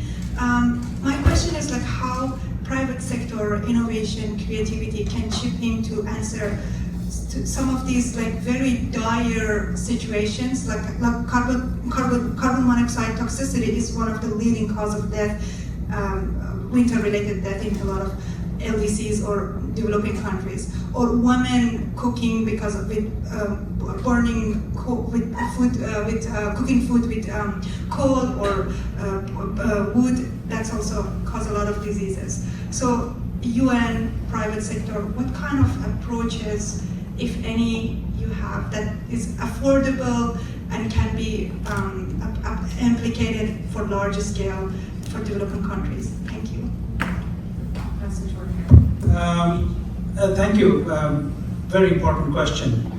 The organization that I currently work in, the Global Alliance for a Sustainable Planet, we have a program called GREAT. The name is very provocative, and it really means Green Economy Accelerator for a Just Transition. And the goal is, we haven't formally announced it yet, but it is about to be announced, so I can speak freely now. The goal is outrageous. The goal is to get 100 million people climate positive, not climate neutral, not net zero, net negative, in the next 10 years. And we're building a platform that will have everybody, the pictures, the geo coordinates, what are they doing, what's the change they're bringing in terms of pictures and activities and everything for each of those 100 million people. So it's not aggregating other people's work and telling the world, oh, we have now gotten these 100 million people out of the woods. Everybody will be engaged, and we've started that. Now, part of that, so we look at problems as a multifaceted problem, and then how do you solve it? We don't try to develop a project, and that's what I liked about what Alison was talking about earlier. You have to think ahead. If you fail to design, you're designing to fail. I'm borrowing from a George Bush aphorism. He got banned when he said, if you don't know where you are going, you'll never get there. And everybody laughed, oh, how dumb, Actually, it was a very profound thing he was saying. He was saying that if you take it as a metaphor, it's a very profound thing to say, that if you don't know where you are headed, you will definitely not get there. As simple as it sounds, that's the essence of all planning. You need to know where you want to go and plan for it. And so I am one of the contrarian people who respects George Bush for actually that metaphorical statement. But coming back to this, so we looked at 5 problems. So in rural areas in the developing world, people that have cattle, 3-4 cattle normally in households, they dump all the cow dung and the animal waste in an open pit. The open pit then leaches onto the groundwater and destroys it. That's where people draw their water for sustenance. And so they're consuming contaminated water. On the surface, it's a festering sore that aids and abets accelerants in terms of insects and mosquitoes and everything else. So when you have an epidemic, it becomes a pandemic, because you have very willing agents to carry that disease far and wide. Then in terms of the global environment, every pit emits the equivalent of 6,000 kilos of carbon dioxide a year. Right? That's the first problem. The second problem is at home, as you rightly pointed out. Our mothers and sisters that are at home looking after their families, poor people don't live in houses that have living rooms and bedrooms and study and ventilation. No, they live in one-room houses if they're lucky. And that's all closed from all sides, because they're afraid that the little belongings they have would be stolen by someone, So they're not worried about ventilation, they're worried about life itself, right? So whatever they cook, so the black carbon that comes out of, whether it is solid wood or coal, which is worse, they are inhaling it all the time. And then that destroys their lungs. They're lung impaired for the rest of their lives, including little children that live in those houses. So that's another big problem. Domestic air pollution, as you rightly pointed out, the WHO report, India loses 1.7 million people every year just to domestic air pollution. The overall air pollution numbers are much bigger. And so that's the home front, right? And then outside, fertilizers, chemical fertilizers and pesticides are producing food laced with carcinogens that we consume and destroy ourselves on the other front, and that's why agriculture is completely unproductive, because it is not remunerative. If you are using these expensive fertilizers and these terminator genes in terms of seeds that Monsanto makes and others. So we said, what could be the problem solver? So the problem solver we found is a very low-tech thing called a biodigester. It's an inflatable biodigester that basically takes the animal waste, produces methane. Methane goes into the household. We have deployed already 15,000 of them in 15,000 families. The goal is to get to 10 million of them, all at no cost to the family, zero cost to the family. So the open pit is gone. All of that goes into the inflatable biodigester. It's an international collaboration. The biodigester is made by a Cuban company called Sistema Bio. We are the catalyst. We are bringing all these actors together. There are multiple companies that are deploying them already across different parts of the world. And the results are absolutely gratifying, to put it mildly. So it avoids 6 tons of, and there's a Swiss company that is paying for the carbon. Gold Standard is the certifier. And so all of it at zero cost to the family. And the family actually gets 70% of the carbon money as well, anywhere between 70 to 80%. If you have a community outreach organization that is bringing people together, they get 10%. But if people are coming together directly onto the platform, they get 80% of it. So that's the business model. And everything is happening without any cost to the family. That is the way to go. Poor people are far more willing to make the climate transition if you don't put the burden of the transition on them. So if you bring those solutions to them, and that's what, when we were talking, I was saying, Zehnder is phenomenal as a company in terms of quality and standards and everything, but how do we bring it down to the grassroots? What can the government do? What can other entrepreneurs do to collaborate with you? How do we involve the community in it, to find ways to bring technology to people that can really drive that change at the grassroots. So it is possible. I just gave you one example. We call them plugins in the GREAT initiative, but there are already 15 of these plugins. There's greenhouses that produce agricultural produce at 8 times the efficiency, with 95% less water, energy, and everything else.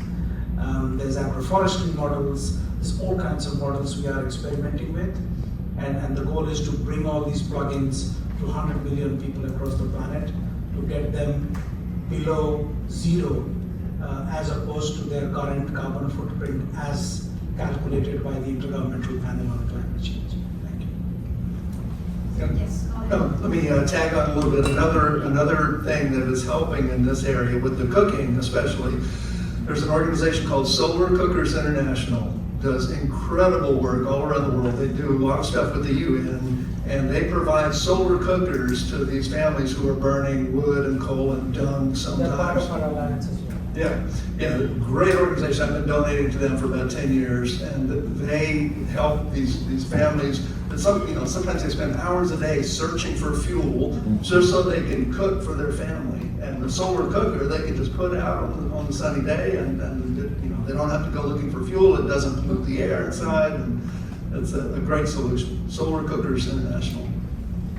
Thank you. Would anyone else like to know? Yes, if you. Well, your question was kind of two-part. You also asked about what can the industry do, right? And I think when we're looking at sustainable production, and Michael, I was just thinking about you again, and I know you do a lot of retrofits here in New York, but I'm gonna be a little bit go on a limb here and say, but it's probably because Landmark is requiring that as well, right? I mean, you see a lot of parts in the US where you don't have such a strong Landmark district, and then because of the cost element, we just tear it down because new is cheaper than reuse, right? So let's just back to kind of that, why is regulation so important? And I think with manufacturers it's quite similar. You either have manufacturers that are kind of internally motivated, they want to build more sustainable. I give you an example. In Europe there's been a big kind of a solar wave. A lot of manufacturers started to use solar power for their production. Then the Ukraine war happens, and all of a sudden natural gas, which was one of the major energy sources for these producers, skyrockets, right? It becomes crazy expensive. Europe had to go through a very tough winter with a lot of limitations. Well, now if you were one of the lucky ones that fought ahead and already kind of electrified, you were in a quite good spot. And obviously that made the news, and people kind of jump on that sustainability train for that reason. The other thing is, so regulation is one thing. The other thing that drives manufacturers is the consumer. And we do see a trend to EPDs, so environmental product declarations. These are full life cycle assessments of products. Not so easy to do always, even for a manufacturer to go back to your supplier and their supplier and understand what's actually that full chain. But I do think that consumers also have an option to select products that provide more of this type of information.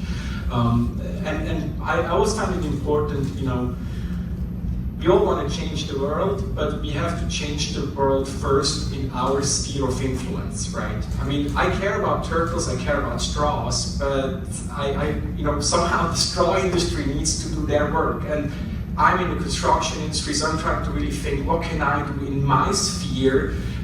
But I still probably order a paper straw, Amazon or whatever, but more as a kind of a message for what can you do locally. Yes. Yeah, so one of the other things that I think we could do as an industry, and I think the panel's been set up really in an interesting way because it is the order, is sometimes it's not technical. It's just creating a better system. I love systems. And creating a systematic approach to achieving better building is important. It's hiring an engineer early. It's bringing the contractor in early. It's bringing in the material manufacturer early. It is the key to success. I mean, our projects go well not because of us, and I would love to take the credit, and I will because I'm an architect, but it is nowhere near our fault. I mean, we bring everybody in super early. It's impossible to screw up, and it brings everything cheaper, and it brings everything better, and that is copyable no matter what kind of building you're on, no matter what kind of project you're on. It's that order, and it took us a while to really get it right, but you bring in these people early, and they know so much, you're successful. That's one. Two, put in a fresh air unit everywhere. I mean, there's a lot of the buildings I work on, we can't do passive house. We can't do high performance building as much as I'd want to because I'm not gutting a house. The greenest building is a building that already exists, and some of the buildings I'm in are really nice. Or not even that nice, but they're new. So you're only going to go so far with them. I mean, how much do you want to demo these things? But they could all use some filtered fresh air.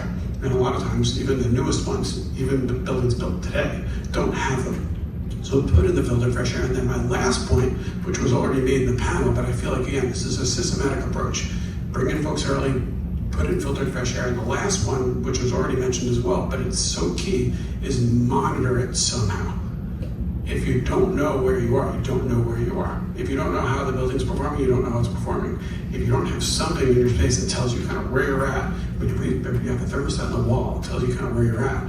It helps you decide whether you want to put your heat lower or higher. Just monitoring it to know kind of where you're at is the last piece of that system. So in terms of just like what the industry can do, I think it's to simplify our approaches to doing these things successfully, because not following the systematic approach, and also the point of knowing where you're headed, having a systematic approach to where you're headed it's just super important. It's so easy to fail otherwise. Okay, thank you very much. I see that there are 3 questions that we have. We'll take them all at once and then hand it over to our panel. So first. Okay.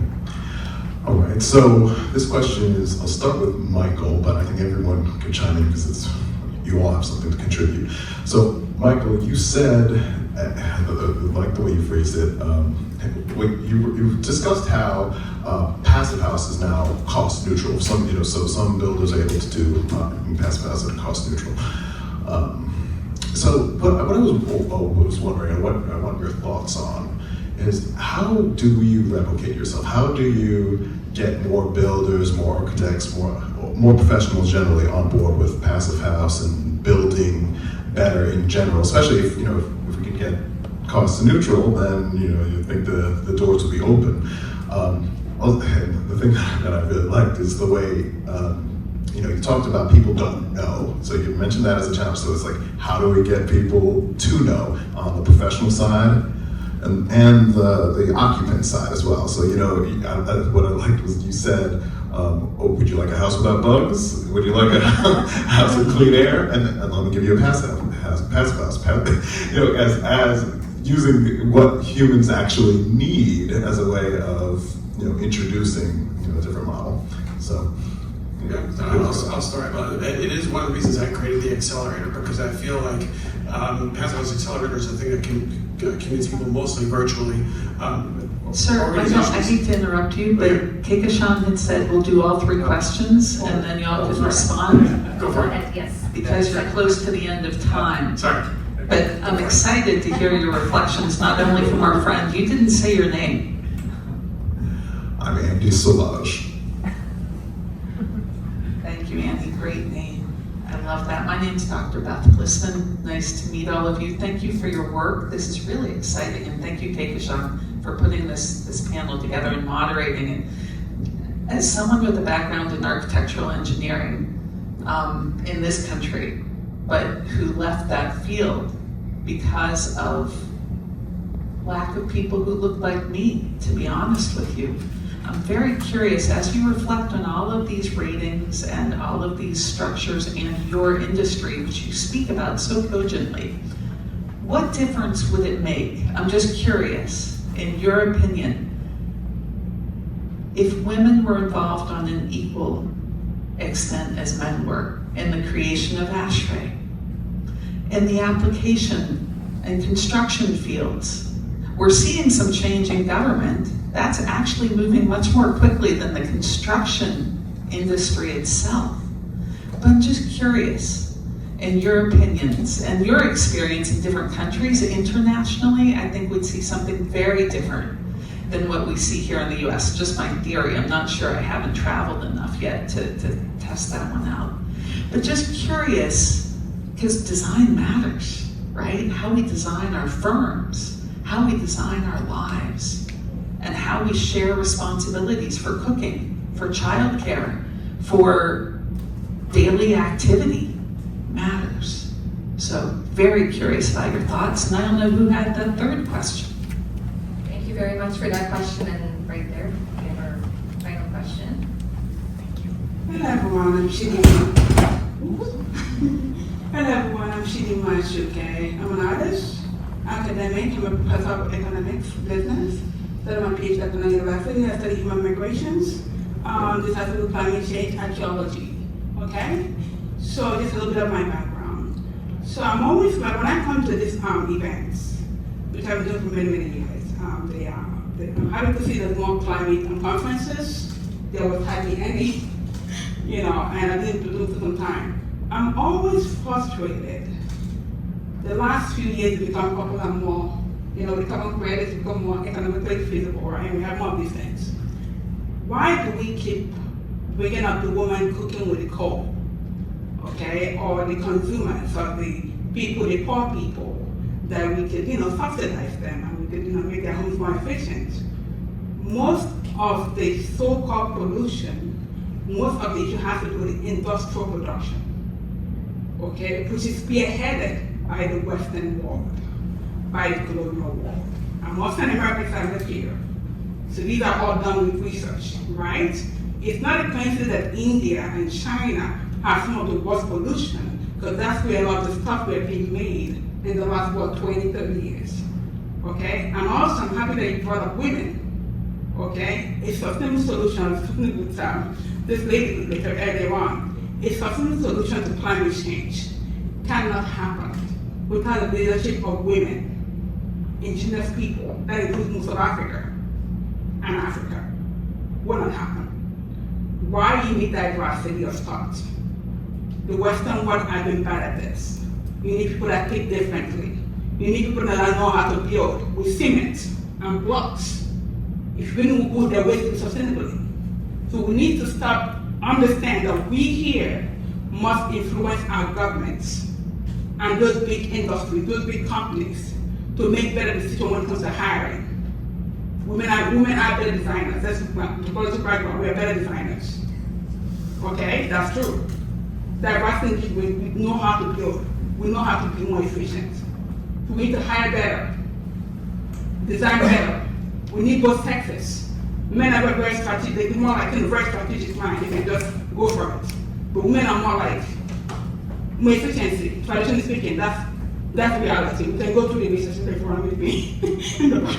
You know, yeah. So we need to start understand that we are in a state of emergency. Get people that know how to do it best. That's women, that's indigenous people, that's developing countries that have already known how to make more with less. Okay? So we all need to work together. We all need to lead. We want our children to be able to live in this climate. We want to grow good in a better, healthy environment. Thank you. Thank you very much for all of your questions and comments, and I'll now hand it back to the panel. So I can answer some of those. Some of those I'm not necessarily the best expert on. I think we can level set a few things that I think are more important. I mean, one is I'm right there with you with the women. I'd say at least 70 or 26-person firm, 27-person firm, 75% are women.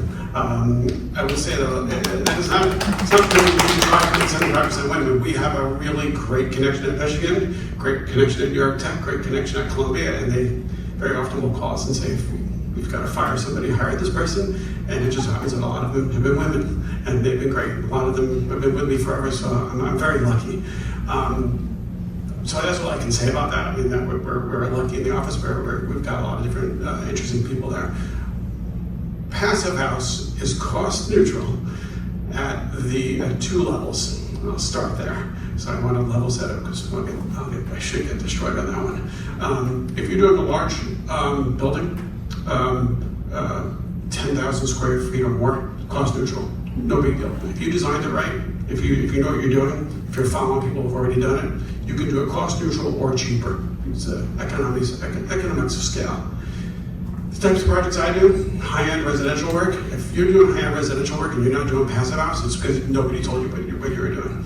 It's a better house, it's healthier, and it's cheaper. I was already going to spend a lot of money on lots of stuff that I don't have to spend money on anymore. So it's definitely cheaper on high-end residential.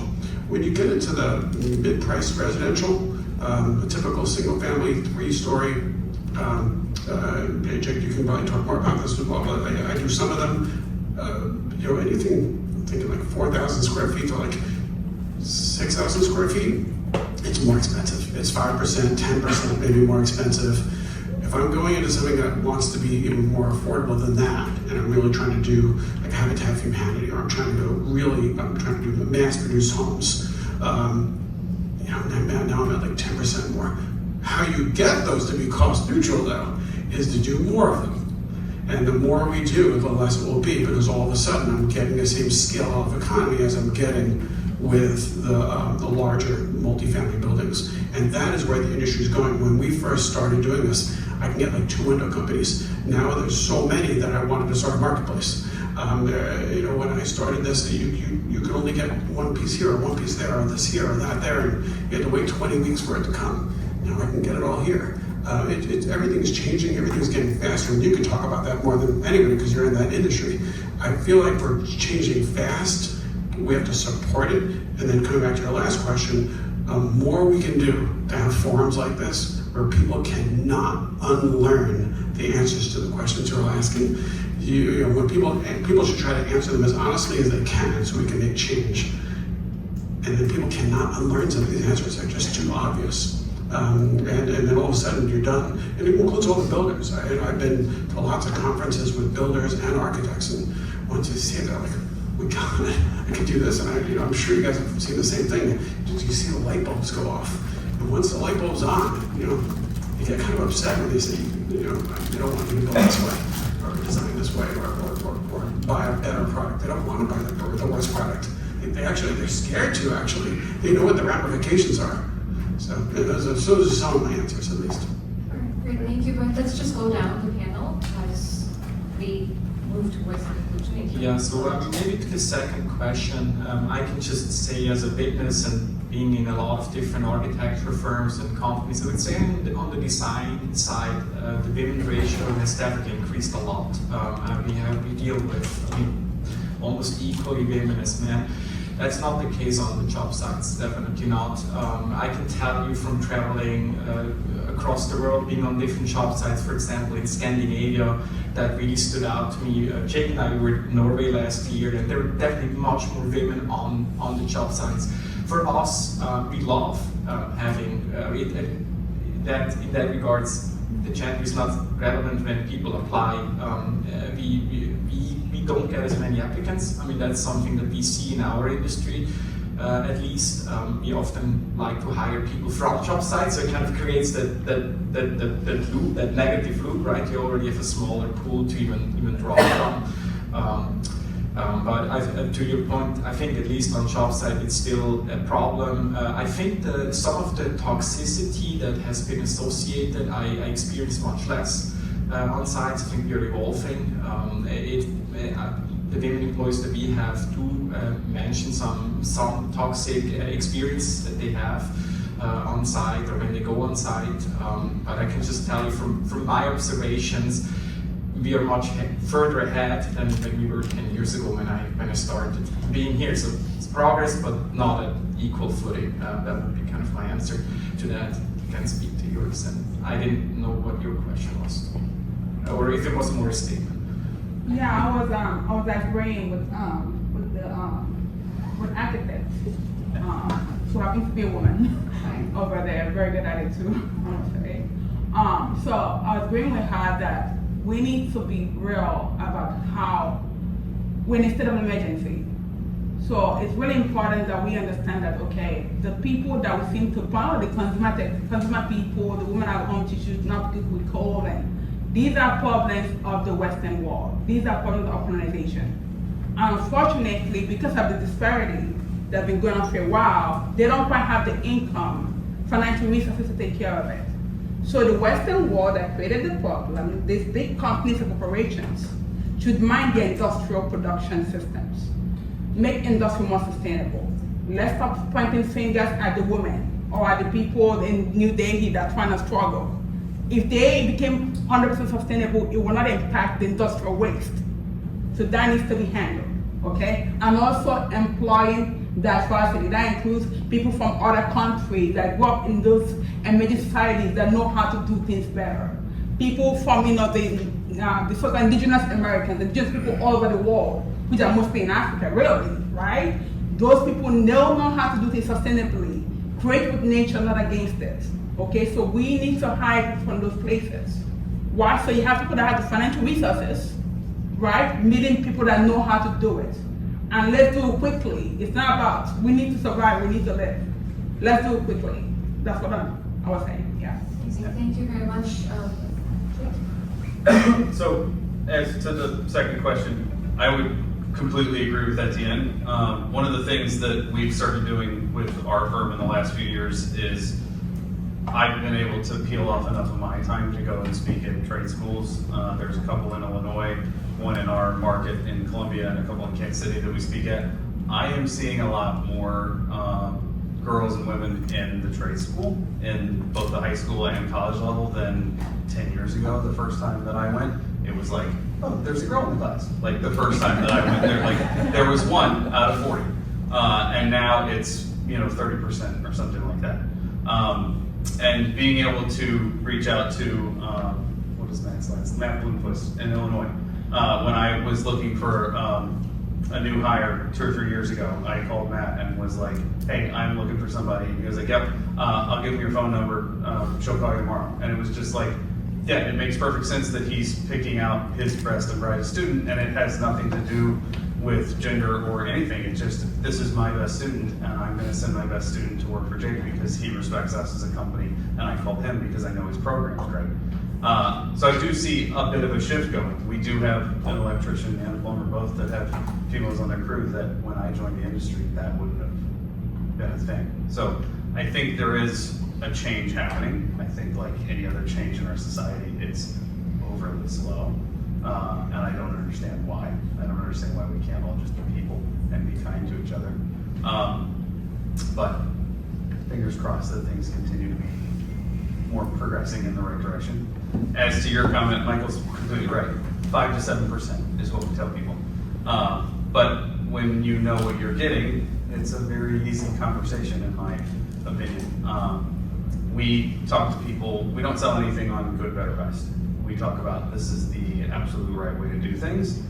And we don't say like, oh, well, we're gonna cut this thing out of the budget so that you can afford to build this house. We say these are the things that have to be included in the house. Now we have to figure out either how to pay for it or to make it smaller so that you can afford it. And when you say, well, we have to have, nobody says, oh, well, we'll do without a kitchen because we can't afford to put a kitchen in, right? Nobody says, well, we'll do without a roof because we can't afford the roof. They understand that those are constraints of the building. We have our constraints of the building that vary from health and comfort to me carrying a warranty on the building. Like, I know that I'm gonna give them a warranty on the building, so I'm not gonna compromise on durability. I'm not gonna poorly install windows. I'm not gonna do without decent mechanicals. I'm not gonna do without air sealing the building. Those things are built into my base number, and as soon as you include those and don't talk about, well, we could do this good, better, best, because people hear sufficient, more expensive, and even wasting more of my money instead of this is the right way to build, then the conversation goes to, okay, what do we need to value engineer outside of those things that aren't an option to get back to where we can afford? Most of the time that means square footage, because everybody thinks that they need a 4,000 square foot house for 2 people. So that's the way that we work backwards. Don't get me wrong, I'm building a 4,500 square foot house with an indoor pool for 2 people right now, but I'm also building a 2,000 square foot house for 2 people because they wanted the right house, and they were like, no, the quality of the build is more important than the square footage, and they understood all of that from the beginning. Amazing. Thank you, Drake. Allison? Yeah, so I'll start with Andy's question. I totally agree with what Michael said. That, once these people learn these things, they can't unlearn it. Once you know, air tightness matters, and if you don't have an airtight house and you have an attached garage, you're sucking in lots of bad air from the garage. You can't just let that alone. And getting people to learn that stuff happens all over the place. It happens in blogs and YouTube, especially. There's lots of good content out there. People are learning this stuff all over the place now. The internet, that's the best thing about the internet, is people can learn this stuff. They don't have to rely on the expert to tell them, what's the right way to do things, because, when you talk to that contractor, oh, we've been doing it this way for 30 years, never had a problem. And speaking of never having a problem, that's another thing in terms of the cost. The upfront cost is only one part of the cost. There's all the operational cost. There's the cost to fix the things that got damaged because they didn't do it right the first time too. The leak around that window, you have to tear all the siding off and redo everything. That should be built in as well. So there's that. On the question here about people who look like you. We're a small company. We have 7 people, 3 women and 3 men doing all the design, and then me with the woman's name. That doesn't count. I am inclusive of American women, though. No, but I'm not trying to make light of that. It's a very important issue, and we do look for women when we're hiring. I love hiring women because they do great work. Our best designer is a woman. She's amazing. She's our designer. Jake asked for her.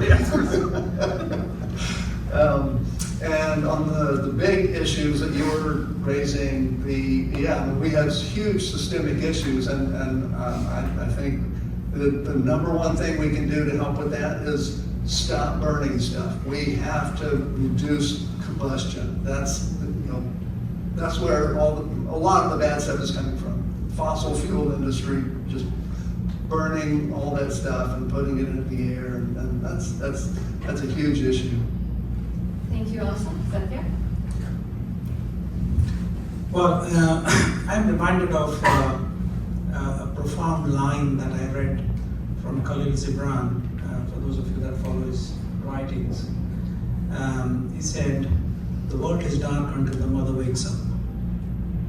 In every possible way you can imagine, it's profound.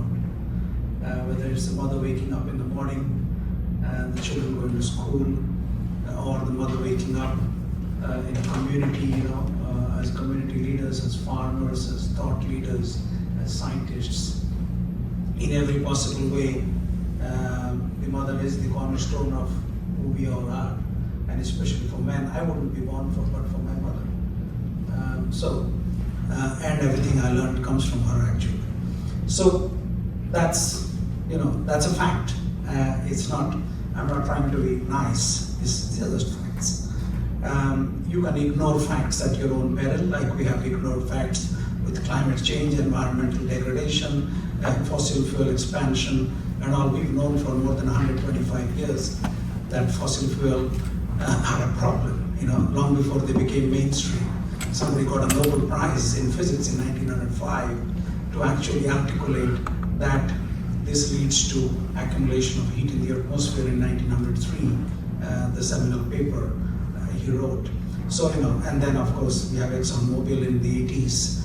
They spent a lot of money to find out the science and spent 10 times more money to kill the science because it was not good for business. So, so there's that. But I think what I take solace from the fact that the world is changing. Many years ago, I had the privilege of being the UN recovery coordinator after the Boxing Day tsunami, where 250,000 people died. And my boss was President Clinton. He was the political envoy of the UN, and I was the UN recovery coordinator for the tsunami. And the two of us, we were in a very insightful conversation with Prime Minister Lee Kuan Yew, the founding Prime Minister of Singapore. And I was a young man at that time, this was 20 years ago. And so in my ebullient, inquisitive behavior, I asked him, I said, sir, what is the most significant thing you've done, decision you have taken as Prime Minister, when you were Prime Minister? Then he was senior mentor minister or something. He said, you know what, in the late 60s, when we became a country, I went with a delegation of a bunch of our parliament members and ministers to different countries, including the Scandinavian countries and others. And one of the prime ministers there that he met, he said, how are you so advanced? You're tiny countries with literally no natural resources. And he found a symbiotic existence because Singapore had no natural resources. It was in the middle of nowhere. Malaysia had just dumped them as a useless little space that they could do without, And he said, what I heard was life-altering. I came back and we spent a few years to change all our laws because somebody told him there that if 50% of your country is useless, you're never going to be a developed country. And in the middle of many developing countries with tremendous challenges, Singapore is an island of excellence, literally. Because women actually have their rightful place in the governance structures. Their biggest sovereign wealth fund, Temasek, is led by a woman. And you can go into science and economics and education and academics everywhere. So what I'm trying to say is that it is staring us on our face. The sooner we get to parity, or even better, I have the privilege of being the chancellor of the world's largest academic institution for indigenous people. We have 60,000 children that we educate from kindergarten to postdoc in physics and chemistry and medicine and what have you. 65% of our 60,000 student body are actually women, and all educated for free, housed for free, fed for free, because that's the debt of gratitude we owe to our indigenous people, to do what is right, because it is on their shoulders that we've built this society. And then lastly, to your point, everything right. If you look at historic emissions, the West is responsible. If you look at operational emissions, the West is responsible. If you look at China being the manufacturing hub of the world, everybody points a finger to China that, they have 12 billion tons of CO2 emissions coming out every year, but they're producing for whom? Things that we consume all over the world, not just the Western world, every part of the world uses them. So they are the production hub. So you can blame them for more emissions, but actually the calculation is really, the arrangement is wrong. If you ask me, and I have said this openly in many UN internal and external conversations, this whole business of calculating emissions by production is wrong. It should be by consumption. then we'll have a very different picture. Then we'll be putting responsibility where it is. So that's a fact as well. So I'm glad you brought that point to the fore. But the challenge is this: it is anthropogenic climate change. And while we can point fingers at each other as countries, as people, as communities, as corporations, that's not going to solve the problem.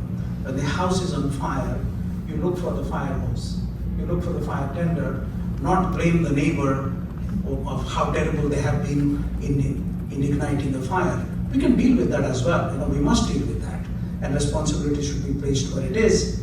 But I go back. I'll close with something from Richard Thaler, the famous behavioral economist who got a Nobel Prize for this whole business of mental accounting that humans do.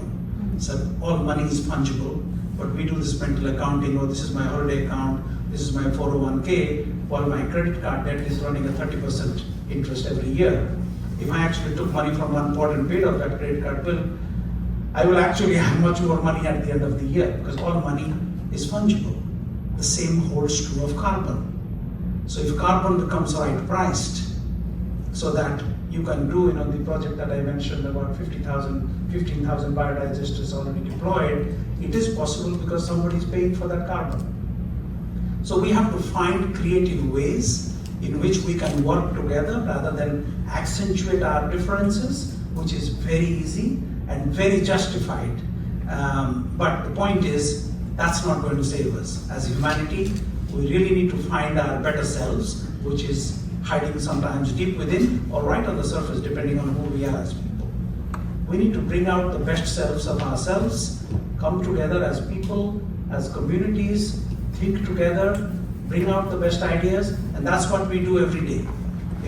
Every day we do that. We reach out to champions who have a small idea. And I'll close with this. We support a program in India, which is now the world's largest sustainable agriculture program. And people ask me, what's your religion? I say, my religion is humanity. So some call me an atheist in that sense. 2017, I visited this program. It was a boutique program. It's in the state of Andhra Pradesh in India. And the idea there was that you can actually grow food without chemical fertilizers and pesticides, which has been there in the organic space for a long time. But their thing is different. They don't use compost either. They use microbial enhancers with natural substances like cow dung, cow urine, buttermilk and all as accelerants for microbial population. Now it is 1.5 million women farmers that are changing the world one farm at a time. Last year they won what is considered the Nobel Prize for Humanity, the Gulbenkian Award, awarded by a jury led by Angela Merkel, the former German Chancellor, as the best idea to save humanity. And I have a 26% team embedded within that program for the last 7 years. When I first went there, I just couldn't believe what I was seeing. And I told the guy that started it all, a gentleman by the name Vijay Kumar, I said, you're doing God's work. And he laughed and he said, you're an atheist. What are you talking about God? I said, no, I believe in the idea of God. Someone that really looks at everybody equally, respects all humans as her children, because I think we often worship an invisible God that no one has ever seen, but destroys the visible one. That's Mother Nature, that has actually created all of us in its very many gifts and support system that she has built for us. So I think God is a woman. If you ask me, if there is a God, it has to be a woman. It can't be a man. But anyway, that's philosophy.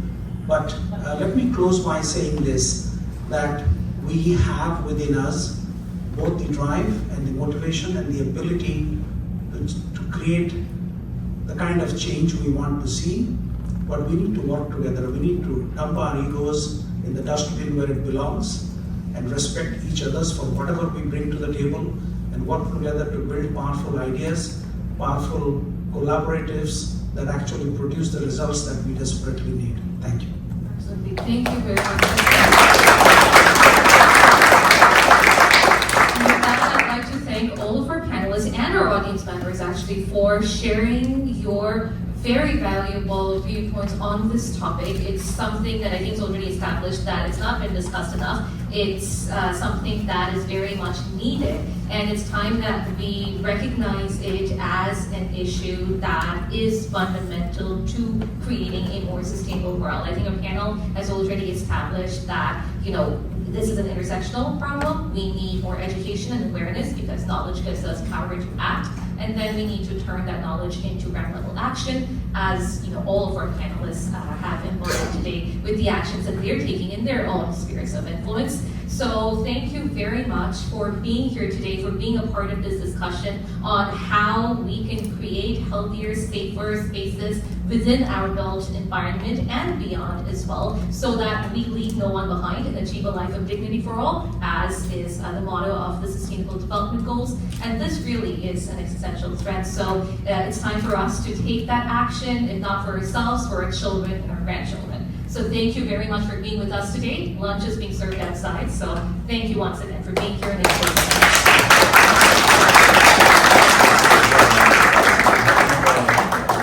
We know